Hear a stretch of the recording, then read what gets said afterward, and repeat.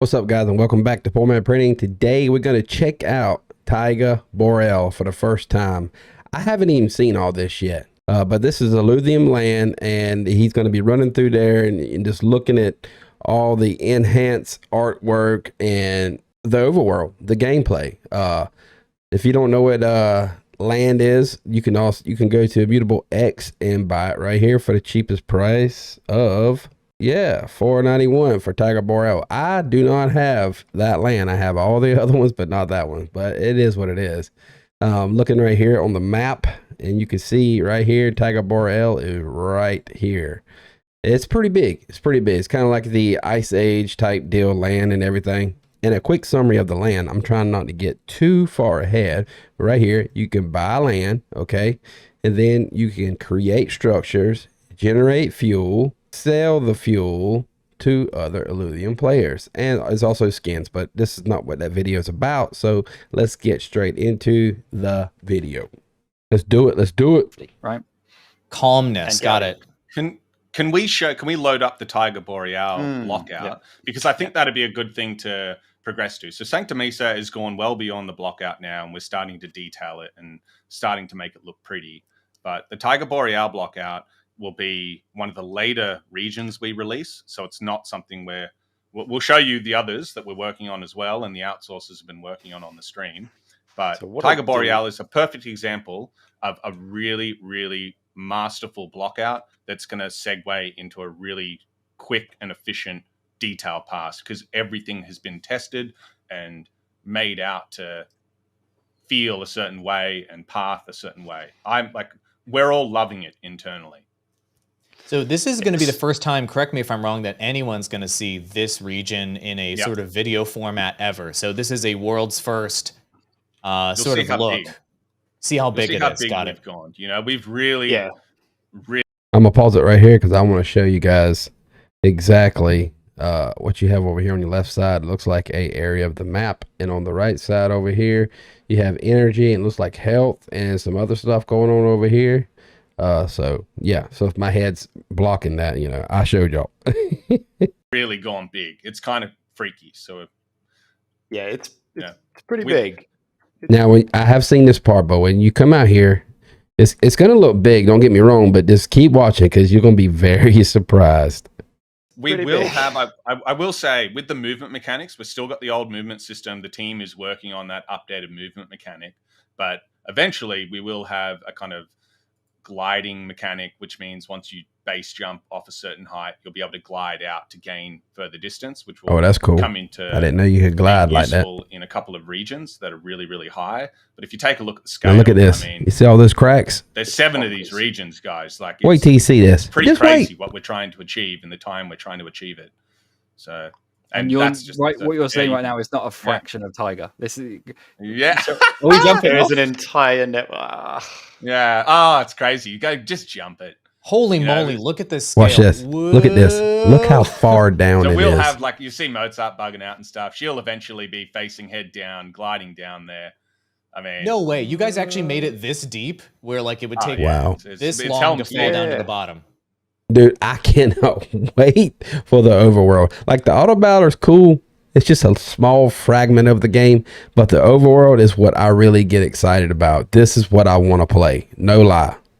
And just wait. I mean, it would be quicker. Look, he's still falling. It's not falling fast enough, but it's big. It's because we haven't got we've got a new movement system coming in that addresses that, which basically the players can use at specific points in the regions to travel incredibly quickly. Right? It's that's cool too. Sort of speed. So you'd be able to dive down into the cave or something. The interesting thing about that was this level. If I'm not wrong, this was the sort of we talked about it for a while about introducing some better some different mechanics and stuff. And I think this was the level where we're like, we have to do it because it's just so, like, it just needs it, you know. So taking that big. And every area has been path formed. Like, you can see the beautiful thing about this level is when you go into the tunnels and things like that, it's a little bit more closed off, less open worldy, but everything's beautifully pathed, so it doesn't feel confusing. As you play the level a few times, you begin to gain a memory of different areas, and you can see we've given space to the player. You know, it's not just crowded. Like this area is Taiga Boreal is meant to feel cold and massive. You know, that was the idea behind it. And so we don't have all of the sound and VFX implemented and stuff like that. But like, we want to make sure that the player can remember where they are in the regions. So you're not going in and just going, where the hell am I? Like, where did I find that? Holy crap. I didn't know it went further down. Yeah, so I did not know that. Well, here's the thing, bro. Here's the thing. These square pads you're seeing there are placeholders for geysers. So every so often, you'll be able to like jump onto one of those platforms, which is essentially just a geyser. And if you want to get all the way back up, you just jump on. It'll shoot you back up. I'm so glad they added that. I'm just thinking to myself as I jump down there, you know, playing the game. I'm like, how the hell am I going to get back up? Geyser.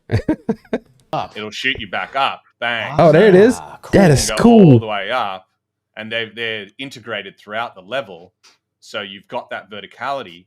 And these are the types of things that, going back to a block out, if we decided to detail this area with something as complex as that, where you're able to traverse a large area in a small amount of time, it might not work. And then all of a sudden, what was a week of work for someone set dressing gets redone. We're testing. And just to let everybody know that this is not the final concept. This is actually, I believe he stated, one of the last ones they're going to finish. So you're just seeing like a scale up version of it, but at least you get to see some kind of concept of what it's going to actually look like in game. So, I mean, I'm all about this kind of stuff. Testing this now to avoid that, so that we know that when you jump on that geyser, the player knows that it's a clean transition to the top. They're not confused where they're going.